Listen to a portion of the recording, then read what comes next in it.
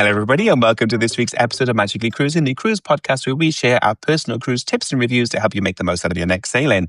My name's Kieran. I'm a travel agent specialising in all things cruise, Disney, and North America. I'm joined by my fellow co-host. Hi, I'm Sarah, and I write over at Mini Travellers, where I share cruise reviews and advice and tips and ship facts over the ship facts over on cruising with for a kids. Second then. I was like, what facts are you sharing?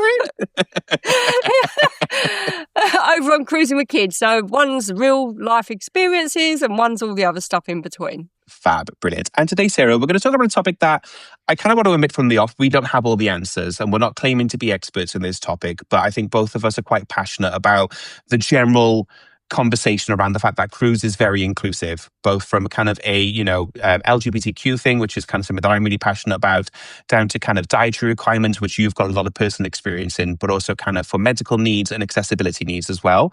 And I was just recently invited by Royal Caribbean to be part of a kind of travel agent feedback session and to learn a little bit more about how Royal Caribbean handle kind of accessibility needs and how they're approaching kind of the future of cruising around accessibility, which kind of springboarded off a conversation that we were having about kind of how cool cruise is and how good a job they are doing, and is there room for improvement with cruise to kind of be more accessible for everyone type of thing. So we'd have a bit of a chat about that. Yeah, and actually it's something that I have got quite a bit of experience of, because one of our boys has type 1 diabetes, and he actually was taken into hospital getting off a Royal Caribbean ship. Really? And they reckon that cruise saved his life. He was 10. If we hadn't been on that cruise, he would have gone into a coma. Wow.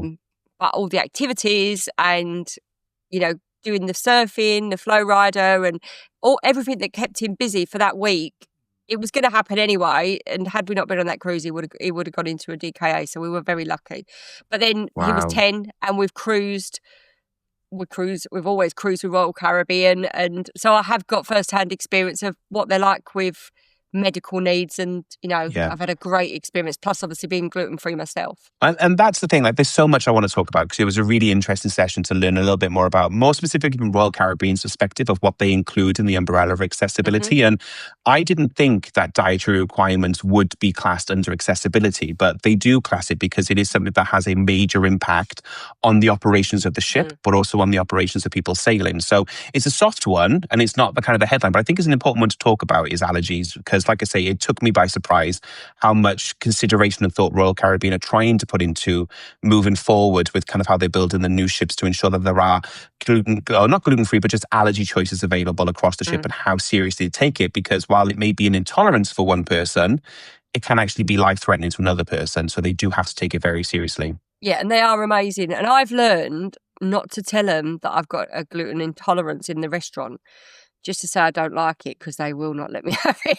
It's like, well, there's your choices. Yeah, but I want that. Can I not have that without that? No, because they are very good and very conscious, because I suppose people, I've only got an intolerance, but somebody could die. Yeah. And the staff are very well trained. They know what's in the food. They know what you can and can't have, even down to, and that I hate buffet.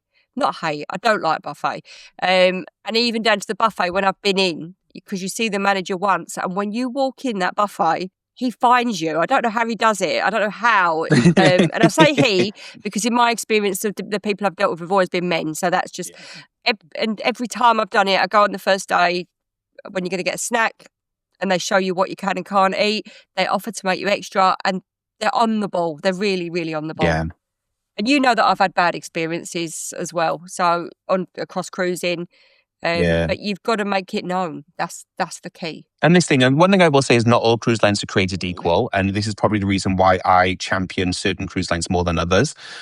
So we've had really bad experiences whereby it's very much a computer says no problem. And it's a case of like the cruise line just don't want to deal with the gluten allergy. So they just defer it all to the main dining room. And I'm going to name and shame, it was MSC ultimately. We had a very bad experience with MSC from an allergy sufferer's point of view, whereby like the buffet, we asked like, what is gluten-free in the buffet? And they're like, oh, you can't dine in the buffet. Like what? What about the jelly? What Yeah. about, things are not made with gluten? Like, no, nothing in this dining room, in this buffet is available gluten-free. You have to go to the main dining room. So we, as per usual, then usually pick specialty dining, because specialty dining is usually made fresh. It's all prepared fresh by a chef type of thing. But again, they didn't have the ability, and it's not they didn't have the ability, it was the confidence to tailor the menu to kind of go, oh, well, we'll make a different sauce for you then, or we'll take out an ingredient. It was a case of, no, that item is not available gluten-free. We're like, well, just don't put the croutons on top. Nope, not available gluten-free. It may have changed since then. We're talking, this was 2022. It's been 3 years since, and I've heard other people have had great experiences. But my personal experience going with my husband who was gluten-free, we had a very, very bad time with MSC where he was very limited in what he could eat. Equally, Princess's buffet. The buffet on Majestic Princess wasn't great, to the point that even I didn't enjoy eating there anyway. But he had a really bad time with gluten-free because they had no cross-contamination control. So the station that was gluten-free, anyone could go to it, and they were using their own tongs and forks to pick up things type of thing off their plate and put them on and put them down. And they were also kind of going there because there was no line, and they were taking all the gluten-free stuff, so that when he went, there was nothing there because it was the area with the shortest line type of things. There was no kind of like, I'm not saying they have to police it, but there was no control measures in place to make sure that it was constantly refreshed and people were aware of, oh, sorry, these beans are actually for gluten-free sufferers, to ensure there's no cross-contamination on the plate type of thing. Best experience we've had has been with, I've not been on Royal gluten-free, so I can't comment on Royal gluten-free with Phil, but Virgin Voyages and Disney are our top 2 picks for gluten-free and just dietary requirements, because again, they do such a great job in looking after you. I think with Royal, I've been gluten-free for 5 or 6 years now, maybe 7. But as I say, mine's an intolerance, not an allergy, so there's a big difference. But I think it does depend on the ship. And when we went on Oasis, the first couple of days, I mean, I messaged you, didn't I? I'm going to starve on this ship. But I had a bit of a paddy, and I'm not a paddy person, but one night said we were in Coastal Kitchen, I said to the matron, I'm still a person, I've still paid a fare. And this, I'm not. And he was called George. He was amazing. And I just want sauces. I don't want a dry jacket potato. And, what can you do? And I think once they understand, because this is what these people are dealing with thousands of people every week. Exactly. And once they understand, then he went out of his way. And then he went and spoke, because I think we'd gone to Chops Grill and they wouldn't let me have any gravy. And yes, it's got gravy in. But then the next time when we went, they sorted it. So I think what you've got to do is speak up at first 100%. And say, look, I am gluten-free. I'm an intolerance, but if it was an allergy, but can you prepare something? Ask the question, because if you don't, you've got to take responsibility, I think, a bit for your. It's my issue, not my issue, but you know what I mean. I'm not one of them people that expects the world to bow down to me. It's like when I go in the buffet and the chef and the manager said, "I'll make you anything you want." Just show me what I can have. And if as long as you're providing a selection, I will choose from that. I'm not going to expect you to go and cook something else. And there's generally a really good selection. So I do think as a rule, they're brilliant. I just think you've got to advocate for yourself on the first day. And once that's fed through, or you email before and say I'm gluten-free, then it's like Playmakers. I always come back to Playmakers, best burger in the world. And they do it gluten-free. But what's it called? The El Loco Fresh always had gluten-free, what's it called? Tortillas, I think you said, wasn't it? Yeah, but on Allure, didn't have them. So I think sometimes it's down to the exec chef, maybe. But I suppose, did I die because I didn't have a thingy? I just had everything else. So it weren't a big problem. But I don't get stressed about it. Some people get quite stressed, don't they? So. And this is the thing, you have to go on kind of with a bit of patience at the end of the day. And like, as you say, work with the onboard team as well, because every single ship is sailing in a different part of the world. They have different sourcing requirements. Product they can get in Europe is going to be very different than what they can get in America, Australia, China, that type of thing. So you have to be kind of mindful of that a little bit. We've been told that if you give Royal, specifically because that's what this training was, but Disney have said the same as well.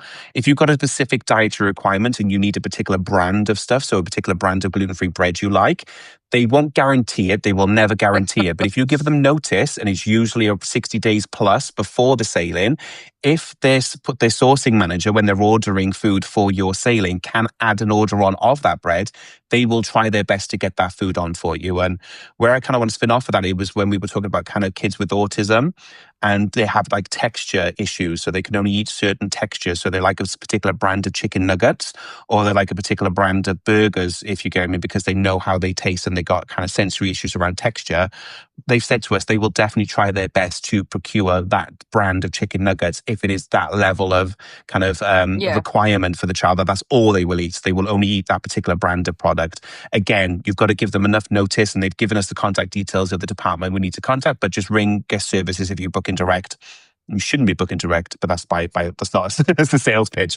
But you can give them notice type of thing. They will put you in touch with the right team, and they will work with you if you've got that level of support needed, if you get me, about your dietary requirements. And we've been told as well, if you try and give them enough notice ahead about kind of dietary requirements, things like gluten-free, lactose-free, specialty diets like kosher, halal, things like that, they will never guarantee it, because they're a massive company sourcing food from all around the world. And obviously things can happen, deliveries can be missed, but they will do everything in their power. And if they can't, we've been told if it is a severe, it's the reason you can't sail, if they can't get something, then they will use it as an extreme case to offer you a refund on your cruise, because it is an essential requirement of your enjoyment on the cruise to be able to have particular food requirements. And again, it has to be a medical reason, not just I don't happen to like Kellogg's crunchy nut cornflakes type of thing. It has to be a pure medical reason why. But they have said if it gets to that level whereby they put the work in and they have enough notice to source the product and they can't find a suitable alternative, they can go down those levels of like, okay, well, in this case, if it's going to impact your enjoyment, so your child's enjoyment or whatever, we can look at options. But there's also on that, because as I say, mine is a tolerance, and I know that if you're celiac, or it's a big deal, and it is life affecting and dangerous. And I do know that Royal Caribbean, I don't know if they run it, I don't know who runs it, but you'll probably be able to find this out, and we can pop the note below. But there is a celiac cruise, because I've seen it in my diabetes group. Yeah, so there is a celiac cruise. I mean, that's a big deal if you've got kids with celiac or an adult with a celiac, because you can't, it can kill you. It's dangerous. So there are celiac cruises. So Royal Caribbean do that. I don't know about other brands. They probably do. For anybody that's just got an intolerance or doesn't eat gluten, don't worry about the bread, because I try to not eat the bread when I'm on a cruise, because it's the best bread ever. It's like, if I start eating it, I don't stop. And gluten-free bread is, as Phil will tell you, is rubbish unless you buy Warburton's or Marks and Spencer's rolls. That's it. There's two things that I can eat, because it's like crusty cardboard. But it's like dust, isn't it, when you eat it? Oh, yeah. Well, the Royal Caribbean gluten-free bread is delicious, and it comes warm. And it's like, just don't even bring it me, because I'm going to eat it all. It's really good. I know, like, it's hit and miss on Virgin. Some sailings we've had it, they've made their own gluten-free bread, and Phil's loved it. And he's like, oh my God, I miss it. I dream about it. Disney, from our experience in most restaurants, made their own gluten-free bread as well. It wasn't kind of that boil in a bag stuff they pop in the microwave that comes out soggy. when he sees them coming towards him with a microwave bag of bread, he literally is like, oh, I'm not going to enjoy this. But again, it's just communicating with, as you say, your wait team, your head waiter, going on board, speaking to maybe the hotel manager, just to have that conversation and be patient while they get it right. Luckily, you're on board for the week, ideally longer. They've got a couple of days to get it right, and unfortunately it may take that, but they're going to work with you to try and make your time on board as enjoyable as possible. My other experience is obviously type 1 diabetes. Now, type 1 diabetes is not, it's organ failure. It's like your pancreas fails, you've no choice. It's not anything you've done. It's just, it's a condition. It's a serious condition. And Jack was diagnosed when he was 10. As I say, we were on Liberty. Not even M. Liberty. No, Liberty. We're on adjacent. Yeah. We were on Liberty of the Seas, and we come off took him to the doctors, and he was like, hospital now. But every time we've gone on since, because he carb counts and he injects, and they're amazing. The waiters go through, help him with portion sizes. We ask for a sharp spin, that's always in the room. So I do think as a brand, I mean, we'd never book an accessible cabin, don't get me wrong, because we don't need it. But as a brand, and that I can't say for other brands, because that's who I choose to cruise with all the time. But they've been fabulous, and I've never worried about going on a cruise with Jack with food, because I just know that it will be looked after, and there's lots of options. And I know that if he has a hypo, there's somewhere to get cookies, and you can even ring and they're brilliant. So I've never worried. That's the thing. So what you need to do, I know this process from Royal because I've done it personally for a customer. P&O have a similar process. So the majority of cruise lines will have this process. But if you, when you do your check-in anyway, but there are ways on board as well. You can either email ahead or call ahead to kind of let them know any special requirements you've got. Whether it's just something as simple as you're taking medical equipment on board and you need to have a chiller in your cabin. Again, all this stuff they can arrange for you if you've got to keep medicines chilled on board, because the chillers in the cabins aren't chillers. They're kind of cool cabinets now, and they on a lot of the newer ships.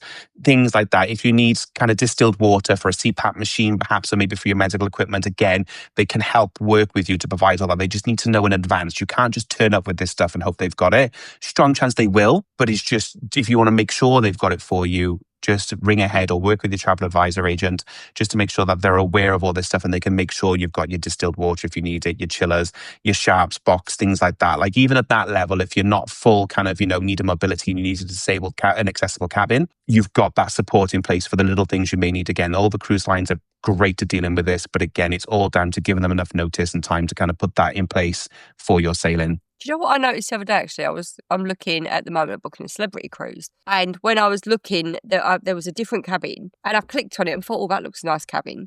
Because you can see on the map, it looks bigger. And a thing flashed up, and I've never seen this before. And because I didn't see that it was accessibility. And it said, are you sure you need this cabin? This isn't, and I've never noticed that happen before. So that's a really good step forward, because you were getting families that were putting in group, this cabin's bigger. Yeah, yes. And they can't stop people booking them. And that's not fair, because if you've got a child in a wheelchair, you need that space. I do know the answer to this, because the event I was invited to this week, we actually had the head of accessibility for the whole of the Royal Caribbean group. So I actually had a really great chance to speak to him and ask him these questions. And it did come up about like the booking process.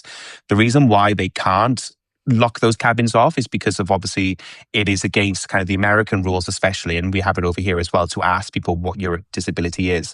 They can't discriminate, basically, because somebody may not want to declare what their accessibility needs are. They may be too embarrassed to. And they also can't put a barrier in place because, again, people who have accessibility needs shouldn't have to go through extra hoops to book a cabin type of thing. So that's the reason why they do come up in general inventory. On both booking portals, from the public perspective, there should be a tick box that you have to tick to say, I need an accessible cabin, and it will prioritize giving you an accessible cabin and take them out of inventory for those people who don't need them. However, that said, revenue management can override that when the ship is close to selling out, or if you're within a certain window before the cruise is due to sail, they will start selling those accessible cabins if they are still available and nobody's said they need them. So there is a bit of a chicken and egg scenario of they may go into general population to be booked at a last minute type of thing. But you are right, there are some people who do abuse the system and will pick one purposely knowing that. However, I've been told, and I've had this confirmed as well, so the way Royal at least and Celebrity are managing it, you do have to fill out this form basically to let the ship know. And he said around about 70% of people do fill out that form and give their accessibility requirements to the cruise lines. If, however, another customer who needs that cabin wants to have an accessible cabin, what they can do, and again, this is a manual process, it's not automated, but you can ring up the call center or work with your travel agent. They can speak to Royal and Celebrity and request that, is there an accessible cabin that is being used that maybe isn't needed?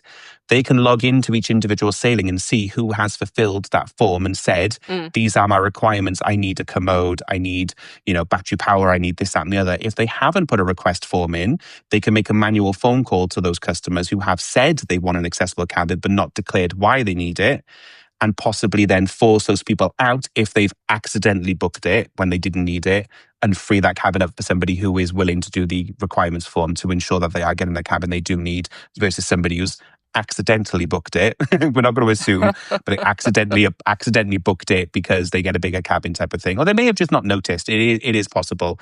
But there is a process in place where they can reclaim those cabins back from people if they're not willing to declare is the wrong word, provide the reasons why they need the accessible cabins on a ship. I think it's very hard not to notice now with this new pop-up, because I'm assuming Royal will have the same. And it was there, and it was quite big, and it said, click this if you need it. And I was like, oh, and I've got a son with a disability, but it's not a disability that needs that cabin. So I wouldn't take it from somebody else. But I think the other thing here is that, anybody that's on Facebook sees they're constant, and it is selfish when somebody's parking an 100%. accessibility car in the middle of the thing, and prams, does my head in, take it in your cabin and fold it up. But that person will have to park it in the corridor if they haven't got an accessibility cabin with a wider Exactly. door. So it's about everybody being a bit thoughtful. But yeah, things on corridors, and don't even get me started on plates. I know they tell you to do it, but I still don't like it.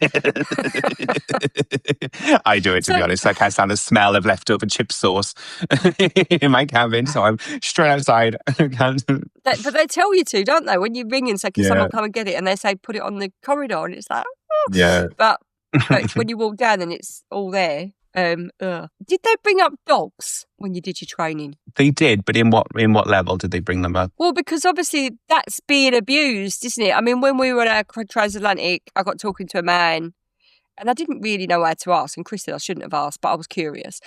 And then I'd had a couple of wines.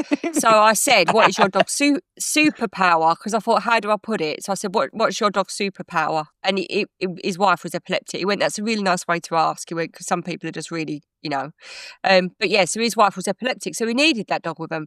But there are people that have like I could get away with saying that Alf is my emotional support dog and carrying him around in a handbag. Like, what's the policy? Because it seems some cruise lines are getting a bit slack with it and people are taking on Alfs to have an emotional support dog. What's the line? I don't know the official line where the line is drawn in the sand, but I believe a lot of it does stem through to American rules and laws, basically, about kind of certain states do have different criteria for saying what is an emotional support animal and what's not. I don't actually know the official answer. I could find out maybe, but I don't know where the line is. Like, are emotional support animals allowed, or is it just medical animals only? I believe it's medical only on Royal. I don't think you could take an emotional support animal. It has to be a medical, I believe, but I don't know that as a fact because I didn't actually get into that detail. Sorry to ask.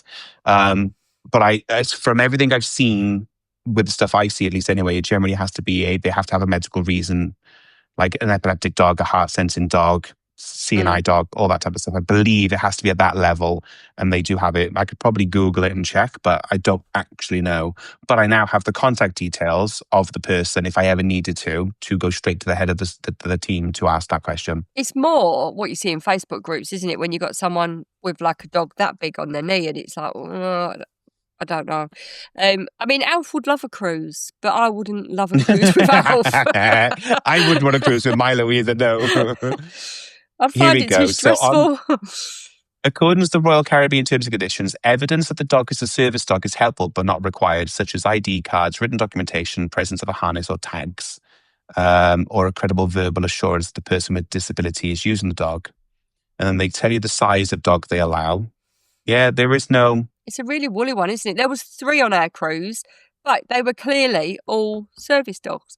Yeah, and I think to be fair, on the majority, as with every policy, and this is the risk you have, and it didn't get brought up it did, but it was a fringe conversation because nobody wants to kind of, basically Royal kind of said, we have a response, I forgot his exact wording, but Royal Caribbean stance on it anyway, and I'm talking Royal Caribbean Group now, so all 3 cruise lines they look after, their stance is we have no reason to not believe people. We believe people first and ask them the right questions and support them as much as we can, type of thing. So I think, and again, it's because of just how, judicial or whatever the word is, how legal things get and how people can kind of get very, customer services complaintive, I'm going to sue you type of mentality. They just kind of go, well, we ask the right questions and we believe people are asking for genuine reasons rather than assuming they're doing it for untoward reasons. But we know the reality of things, unfortunately. There will always be people who will bend the rules for their favour type of thing. Unfortunately, you can't punish the people who genuinely need that support because there are fringe people who will abuse it. All that will happen is the rules will just get stricter and stricter for those people who do need genuine support and help. Which is a tricky one, isn't it? Because there are people that abuse. It's like, I mean, this is nothing to do with cruising, but a couple of weeks ago, Tesco delivery driver was a bit off. Like, literally, I was going to Chris behind his back as he was getting the bags in. He was odd. Like, off. Anyway, it turned out when we left, he'd hit our fence and knocked it's like a picket fence, knocked some of it off. So I rang Tesco's and said, it's not on because he should have told us because we've got 2 dogs and we live in a country lane, like people drive up. And they didn't come back to me. So the next week I told the Tesco delivery driver and the manager rang. Within 24 hours, I had a solicitor's letter and it was about a compensation claim. Really? So they just assume, and this is the point I'm trying to get to, is that people assume that you're going to sue them. And I was like, I'm not going to sue anyone. I fixed the fence that's not the point. The fence is fixed. It's the fact that he didn't tell us that there needs to be a conversation. And it's like, I was once with a friend at Disney and she got her foot caught under the door, as you know, the giant doors. And within seconds, we were surrounded by Disney personnel Disney questioning legal. us. And I was like, well, get ice first. Get ice, then question us. But it's like, people think that everyone's going to sue, don't they? And that like that's the dark side of, unfortunately, society this day and age, and nobody likes it. In the end, I think there are a lot of us who are kind of very worldly minded and kind of go like, well, we follow the rules and we know why the rules are in place, type of thing. But as with anything, and this stems on to things like the dining package, you know, not the dining, the drinks package, and we asked, type of thing, because obviously back in the day, and it came out and there was a lot of backlash on it. Royal used to allow, if you had a medical reason or a religious reason, one person in the cabin to have the drinks package and the person not to. And again, Royal didn't say this officially, but the reason why that's no longer allowed is because it's zero tolerance policy. People have abused it. People were ringing up ad hoc and trying to save money on it and having one person, but then they were all having the soft drinks. They were getting soft drinks for the kids, this, that, and the other. And again, it's not fair on those people who follow the rules, who are paying more because somebody's found a so-called hack that travel influencers hop around type of thing to save money on it type of thing. But it's not a hack, it's a breaking the rules. There's a difference, there's a difference between a hack and breaking the rules, and that is breaking the rules. And what happens, unfortunately, then is those rules get changed for those people who genuinely need that support and that extra. So the idea being of, well, the drinks package doesn't work out for you as a family if one person in the cabin doesn't drink. Simple as. That's just the line they've had to go down now. And did that come up in the training? We asked, and basically they didn't say that, but they said words to that effect, type of thing. They didn't say they got rid of it because it was being abused. They just said that the reason we've got rid of it is because if both people don't need it, they don't need the drinks package. There are other options. They could get the refresh package maybe, and then pay ad hoc for alcoholic drinks, type of thing. It's gone to kind of like a reasonable service thing at the end of the day of just. That's the reason why they've done it. Yeah, they didn't officially say it's because of abuse, but it was kind of between the lines. He's been abused too much. Years ago, I was on a celebrity cruise and there was a couple and they had one drinks package between them and we couldn't believe it because it's like, I know that it saves money, but just do the effort of having to take turns. I've seen it in drink. Facebook groups shared as a tip so many times that I got exhausted reading the comments, to be honest, of like, you know, what do I need to tell them so I can only pay for one drinks package? We're going to share a drinks package. What do I need to tell them to get out of it? And unfortunately, that's when it gets out of hand, is when it starts spreading as a thing to do on your cruise rather than for those people who need it, like I say, genuine people, one person's teetotal, the other person's not. That's when these things get abused, unfortunately, is when it starts spreading around Facebook, Reddit, and all those. And this is why I can't stand these groups when they do share things that they're not hacks, they're breaking the rules and they're abusing policies. I do like to read the comments on those though, because they do tend to get told straight, don't they? But I think though, when somebody doesn't drink, like we're going with friends and he doesn't drink, and they've bought 2 drinks packages in the end, because when we found them at that really amazing price, so it was worth it.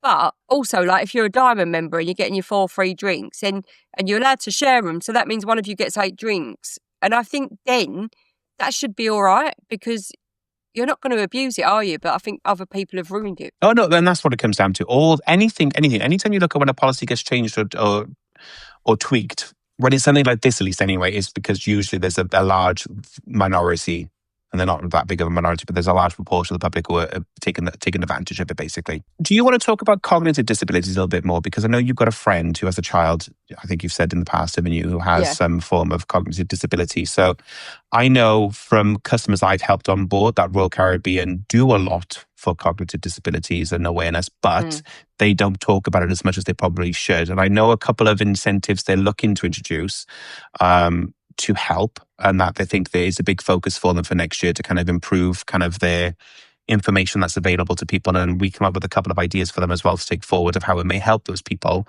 But I think I do firmly believe as well that cruise lines do a really great job of being aware of people who may have cognitive disabilities, may have blindness and things like that type of thing. So do you want to talk about your knowledge experience, because you've got firsthand? Yeah, so my goddaughter's an autistic adult. She's 29, she's 30 next year. So we're going on her 30th birthday cruise. And her first cruise was it the year before last? We went on Mariner of the Seas. And the reason I suggested Mariner is because I thought, because she does get overwhelmed. And I once watched this video of what it's like when you're autistic, what it's like, the overwhelm. And it's quite distressing, actually. And everybody should Google it and watch it because it's unbelievable. It's like oversensory like how you feel when you feel like that. So I suggested to Teresa, we said we'd like to do a cruise. And I said, well, why don't we try a smaller ship and then see how she gets on, and then from there we've booked a bigger ship next time. I don't know if Teresa actually did a thing. She probably put it on the form, but just from getting on the ship, because to look at her, she's beautiful, and you probably wouldn't know until you talk to her and you start to. But she's quite loud, and like as an example, the waiter, like she doesn't like to talk to strangers. So on the first night, the waiter said, "What do you want?" And she's going to they use your name straight away, don't they? So he's saying, "What would you like, Ashley?" And she's going, "Don't you talk to me, don't talk to me. Mum, order for me." And you could see straight away he picked it up. He didn't think she's rude. He thought, this girl has sensory issues. Honestly, by day 3, she was eating out of his hands. And even when we were on his table, he was going past, "Ashley!" And she's like, "No, don't." But she loved it at the same time. And it's like, you could see that they worked away to get the best out of her and make sure that she felt special. And she felt every time she went into, and in Playmakers, they were the same, because we used to go in there and play Jenga. But you could just see that the staff and their cabin steward was fabulous, went out of the way to make her feel special. And I think because of that, my friends had an amazing holiday. And because they were more relaxed, because they realised that no one was judging them. Everybody was brilliant. I think there was one incident when an American lady said something really rude. I can't remember what she said now, but she just didn't have any understanding, and that was her issue, not anybody else's. But other than that, I'd say that everybody on the ship just went out of their way, because they picked up on it. They didn't just judge or assume. And they're obviously very well trained in it. And well, as a result, they couldn't wait to book the next cruise, and we are booked on Odyssey next. So it just shows that, the impact that made for Ashley. And that's what Royal have said as well, because I made a joke about, I am a gluten-free sufferer myself because my husband is, and if he's not happy, I'm not happy because I've got to listen to it the whole week. But and he said, the guy, Rob, he was like, no, but generally, that's how it is, though, because we know it impacts one negative experience with one person impacts the whole family at the end of the day, because the whole family are on holiday together.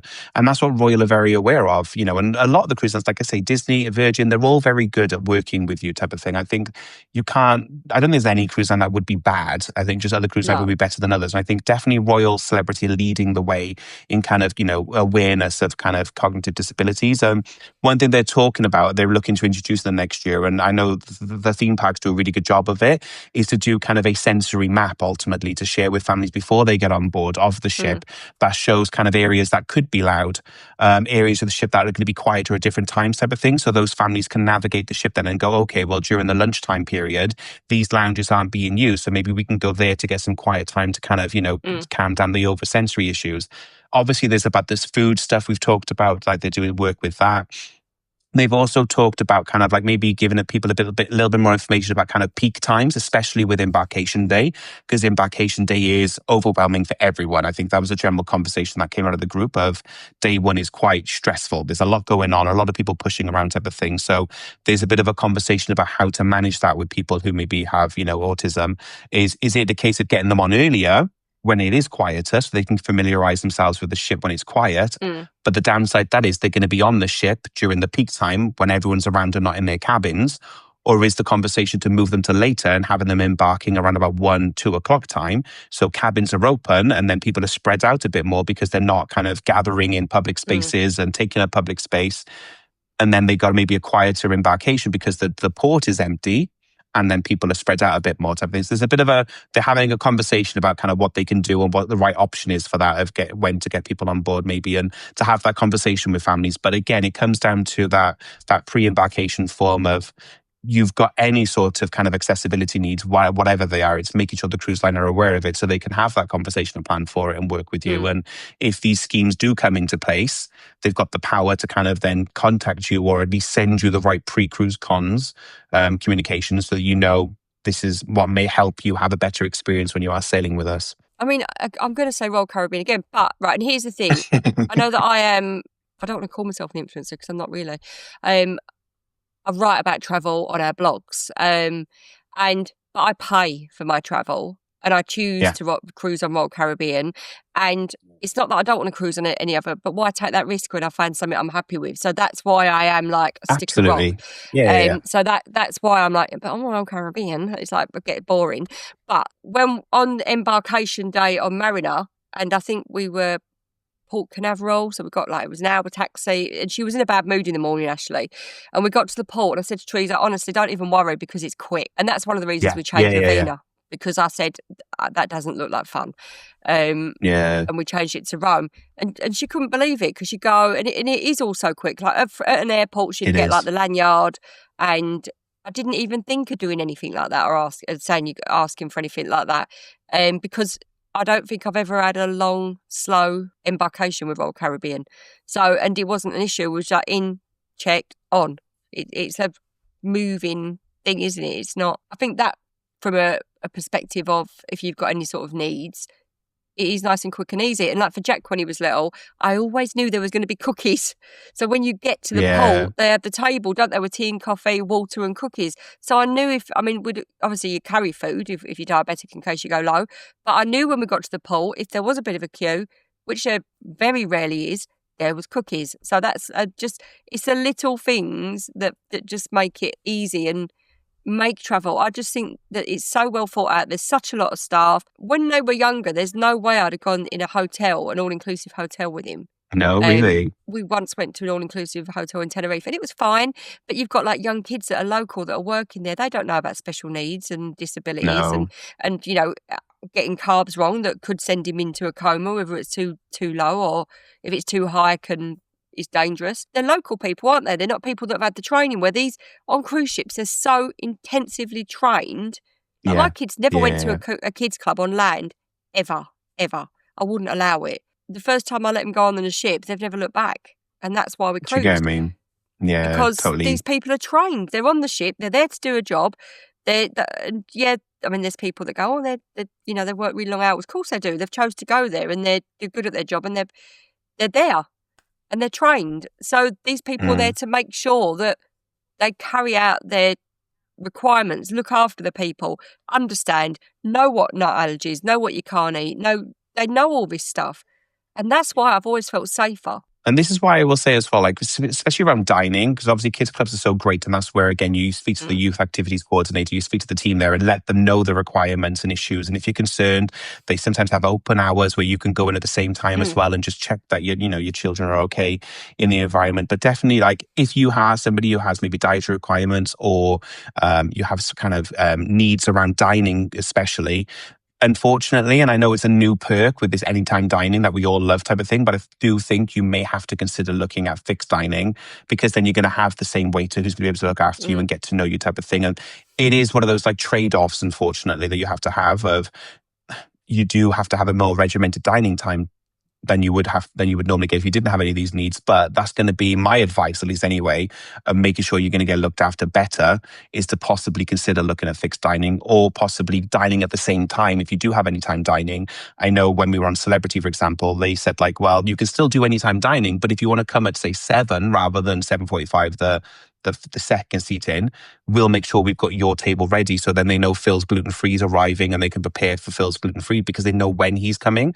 So I think it's just things like that of just communicating with the dining team of what needs, the youth activities coordinators, whatever you're doing, just making them aware of what your needs are, just so they can preempt it a little bit and be prepared for it, because that's how they're going to make sure they look after you. And it's a bit of a trade-off of a little bit of pre-planning to know that you're going to have a really nice time when you are on board and relaxed. And I think actually on both of those points, so with Jack with the kids club, when they did like pizza night and stuff, they'd say, right, what can he eat? So Yeah. they'd check and say, can he eat anything?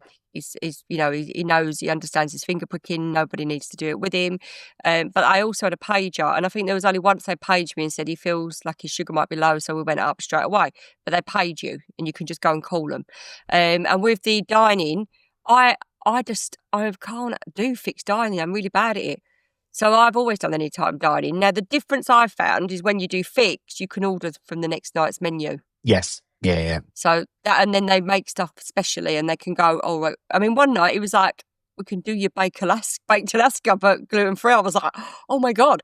And like the lobster, he was like, we'll prepare you too because, you can't buy an extra one. So that was really good. And they did all that. And Chris and the boys were like, for God's sake, how did you get two?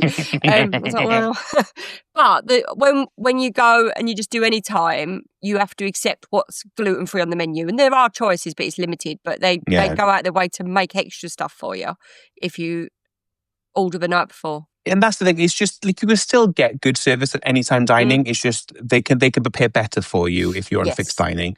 That's all. And that's why Disney is so good at it, because you have no choice. There is no flexible dining on Disney, and that is a pro and a con of Disney Cruise Line. But the benefit is, like Phil, every day they were surprising him with different courses. They were making him special things because they knew he was coming and they knew what he was enjoying the day before. Yeah.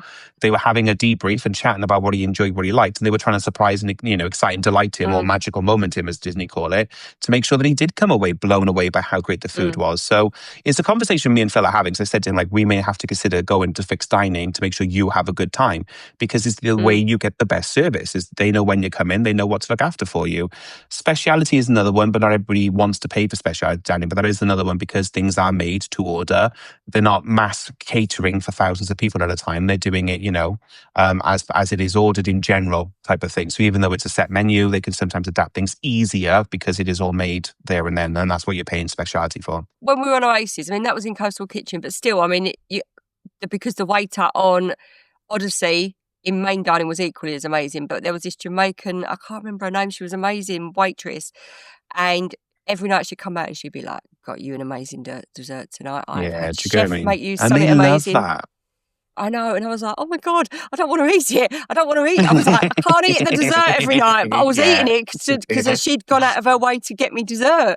And like this lady's gone out of her way. So every night I'm there with this dessert. Every night she made sure it was something different. She was brilliant. So yeah, I mean, you just cannot fault the staff. They're brilliant. I think they do. And again, all of this comes down to communicating. You have to communicate with the cruise line, your wait team, your travel agent, whoever you're booking your holiday with.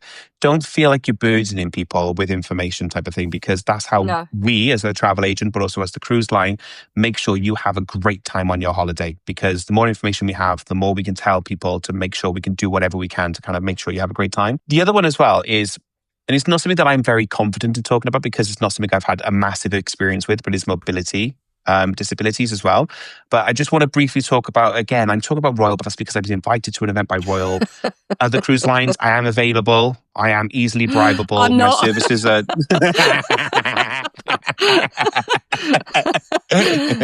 Shouldn't say that.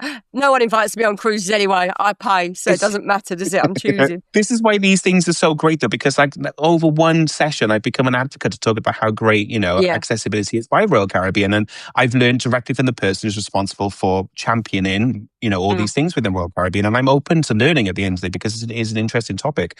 But we were talking about kind of the design of the Icon class, because obviously that's the current ship in design.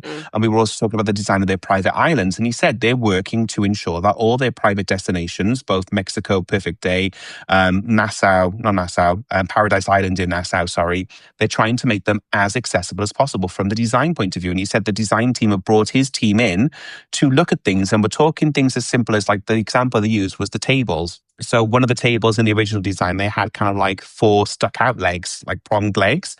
And one of the team, there's 2 leads basically look after accessibility for Royal. One of them is a wheelchair user. And she pointed out, she was like, yeah, that's great, that table, but you realize I've got to wheel up to the table and the legs get in the way of my wheelchair. So the design team then, before they even ordered the chairs, because they were designing them all in 3D design, they were like, well, why don't we just change the design of the tables then? So now we're still getting the tables that we need for those people who don't need accessibility. But now just by involving this team in the design conversation, we've now made it so these tables are now also accessible for wheelchair users, because they're now a single prong rather than a forked leg type of thing. And it's small things like that. The transfers now as well. So to get from Paradise Island, now again, we can have a whole conversation about Paradise Islands in Nassau and how that's going to work. But if you choose to go there for the day, because it is a paid for beach club, the transfer ferry to go from the ship to Paradise Island is going to be 0 entry as well. So you can get onto it using a mobility scooter as well. So they're working at that level to make sure that the tender boat to get to the beach club is also going to be accessible to wheelchair users as well. That is the level of design they're now looking at to ensure that the future, and that they came away with the phrase of that they want to ensure that there is no accessible travel in the future, because it is just travel. It's accessible to everyone. They don't have to go, this is for our accessible customers. Just all travel that we offer is accessible. So are all the tenders not accessible? Surely they Not are. all. No, not all, because obviously it depends on how you get on and off and what tender boats they use type of thing. So it depends on there's so many factors that are outside of the control of the cruise line. The newer ships tend to have better platforms to get onto different types of ships. So they can put ramps on, or they can kind of hand people off type of thing. But it's down to how comfortable that person is in being handed on and off, and whether they've got like an electrical scooter and things like that. Like, again, I'm not an expert. I don't deal with it personally. One of the people who was in attendance in the session is a motorized scooter user. So she had a lot more knowledge about how tender ports work. And it is a concern for a lot of people, but Royal are trying their best. And one thing we've asked them as well for is, can they, in the booking process or on the website, mark on there which tender ports are more accessible and which ones aren't, just so that we can advise better which ports use these new modern kind of transfer processes rather than the old system where it is possibly like physically lifted people on, which some people are fine with, but other customers with mobility issues is a dignity thing. They don't want to be physically handballed over and running the risk of, being dropped and thudded and things like that. So they're trying their best, but obviously it's not a perfect world, unfortunately, and that is out of their hands because the port itself may not have the facilities to manage it, or the local tender boats don't have the ramp access as well. Well, I suppose you've only got to look at Santorini. I mean, I can't even imagine what it'd be like getting off there in a wheelchair. Yeah. But then, is it Sorrento? There's a lift up to the top. And I didn't know that till I'd walked up. I nearly died walking up. And yeah, somebody said, "Oh, why didn't you get the lift?" I was like, "Oh, okay." But it's really high. But yeah, there is a lift. So I suppose some people or some ports haven't got the infrastructure for that. But I'm assuming that the new island, the new Royal Caribbean Beach Club in Sorrento, will potentially address that for people. We didn't get a straightforward answer, as in like, will Santorini Beach Club, will it have complete mobility act? But he said it's being built with it in mind. He said it's too early to commit, but it is the plan is, yes, it will be completely accessible to wheelchair users to get on off the ship. I just don't have the detail, but again, I've got the contact details for the head of accessibility. So if I need to ask, I can find out more answers. But he just said it's a bit too early to commit the full exact detail of how it's going to work. But they are designing each of like the Perfect Day in Mexico, the one in Cozumel, the beach clubs around the world. They are planning to have them as accessible as possible, so that yes, every guest can use them. We were talking about the Icon class and how the elevators have been designed with a little bit more mobility in mind, type of thing. So there is a dedicated elevator bank on Icon class that can take a wheelchair, and because they use destination elevators, that reduces a little bit of that selfish behavior where people maybe crowd into an elevator that isn't necessarily for them just because it's the first one that comes. So that kind of helps a little bit that low mobility people or wheelchair users have the lift is only being used for the people who need it. But one of the elevator banks apparently on Icon class is marked accessible, and it's designed in a way that the door stays open for longer to give you time to get in and out of it, type of thing, rather than kind of just the normal time frame on it. And it is in theory designed to be that it kind of prioritizes those people who push it, saying they need the accessible elevator, so that it knows it's going to have somebody who may possibly be in a wheelchair and things like that.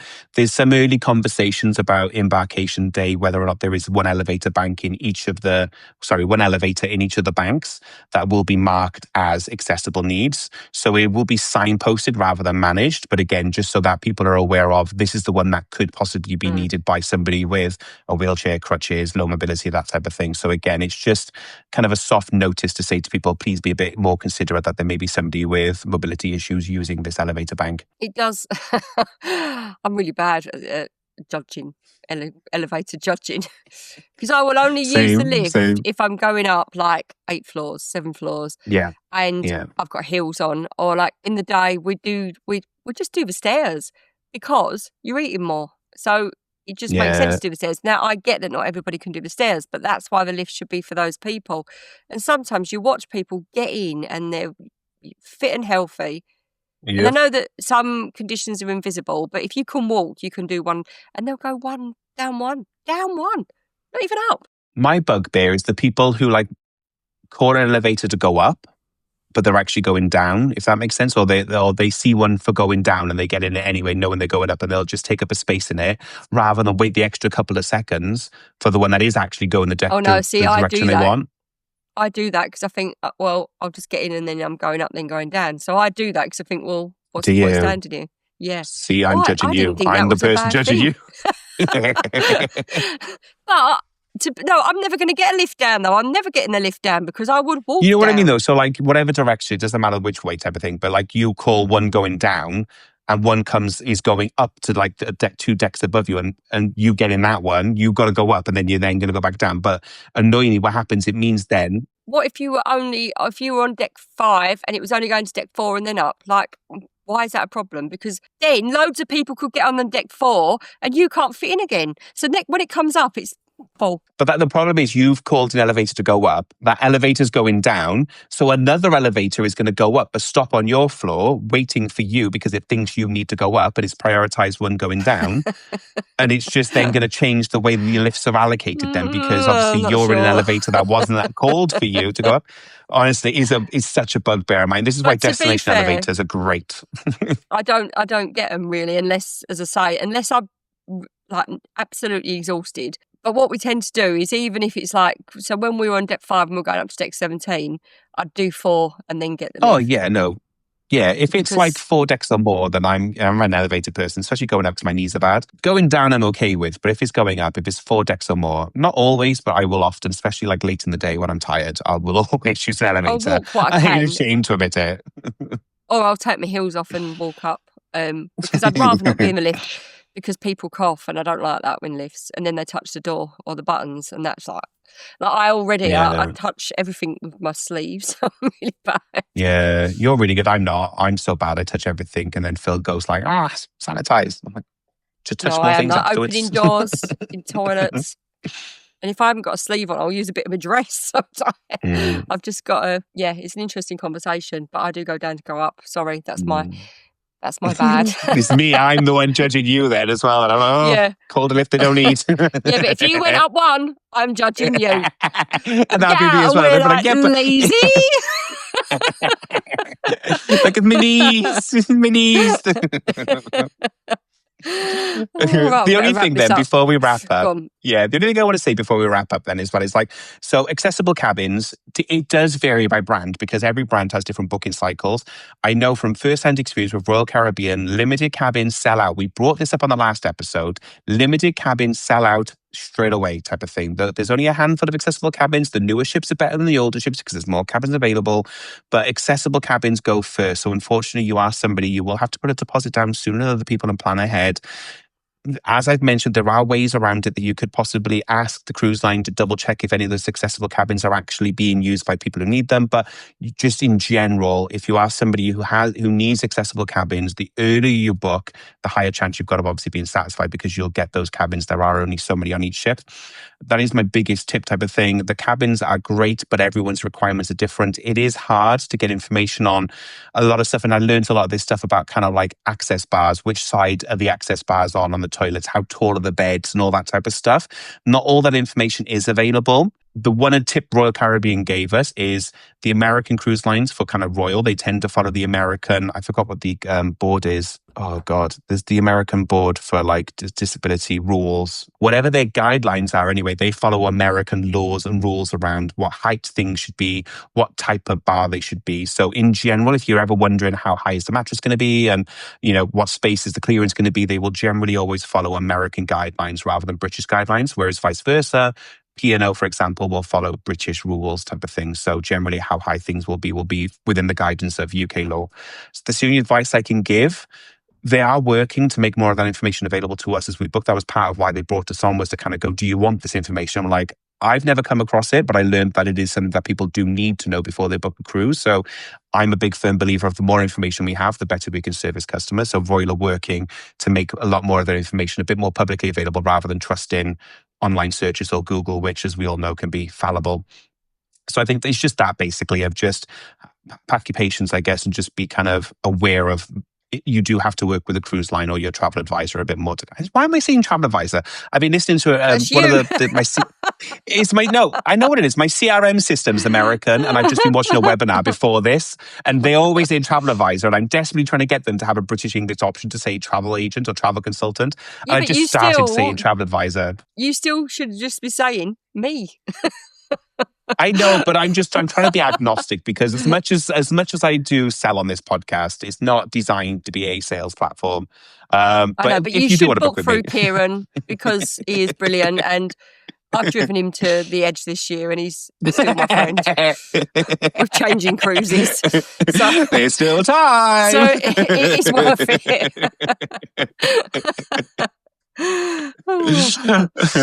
But yeah, like there's so much more we could say.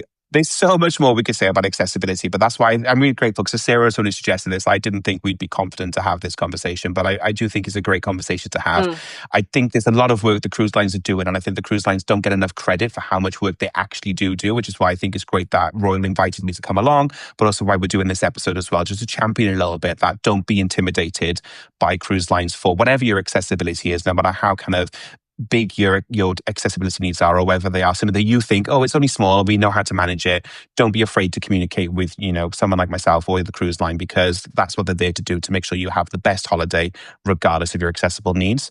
So yeah, hope that's been interesting to you. If you are interested in having a little bit of help in planning your cruise, as Sarah's mentioned, I am free and available. You can find me online everywhere under magical-traveler.com, or my social media is magical_TRVLR. And then equally, Sarah, if the guys want to hunt down any of your guides or information, where's the best place to find you? If you want ship reviews, so real reviews from families, i.e. me, then Mini Travellers is your best place. If you just want tips, or you want to look at pictures of ships, or then cruising with kids, but for the best real reviews, check out Mini Travellers. If you search it, I don't know if it's .co.uk or .com, which is bad, I should, but you never know what domain you're on, do you? I never know Every time stuff. you're like, I think we're .com or .co. Yeah, just never know. You are .co.uk. I've just checked. You're .co.uk. We come up when you search us anyway, so we're there. But yeah, but it's not only cruise, it's all holidays, because Karen, my partner, is mad as a box of frogs and she likes safaris. So it's all there. But yeah, there's lots of cruise reviews and real life experience, which is what you want to know when you're booking with your family. Yeah, definitely. And I think it's great to point out as well that even though you are a UK blogger as well, you have trips around the whole world, and that information is valid to Americans who may be listening, or people, we have a really wide spread of customers, people who listen, to the podcast. So don't think just because myself and Sarah are British based that our tips and advice isn't relevant. We do talk about it in a general terms, because like you've got, obviously Lapland, Africa, Asia, you've got loads of guys, and just quickly now on the website, you've got tons of information on there. So don't dismiss the resource, I guess is what I'm saying, because it's co.uk and we're British writers. Sarah has a lot of information on that website. And America is my favourite place to travel. I'm actually envious of anybody that lives there, because I'd be at Disney all the time. I'd live near Port Canaveral and go to Disney a lot. Yeah, cruise to Disney, that would be it. You'd never see me. I'd be working from a ship. I'd be an Imagineer. Come on. Brilliant. Well, anyway, guys, I hope you've enjoyed that episode. We hope you found it interesting. Like I say, if you are looking for a little bit more information, then by all means, feel free to let me know. I'm more than happy to kind of use what knowledge I have or the contacts I have to try and help get the answers if I can anyway. But other than that, guys, I hope you've enjoyed, and we'll see you on the next one. Take care. Bye. Bye.